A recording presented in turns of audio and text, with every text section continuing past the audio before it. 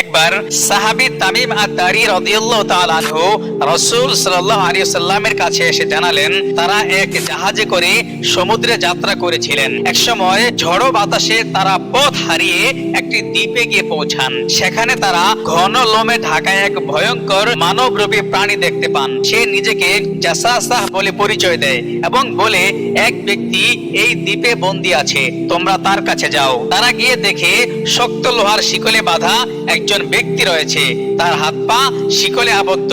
তখন সে প্রশ্ন করে, নবী কি ইয়াসরিব তথা মদিনায় এসেছেন? তার উম্মত কি তার অনুসরণ করছে?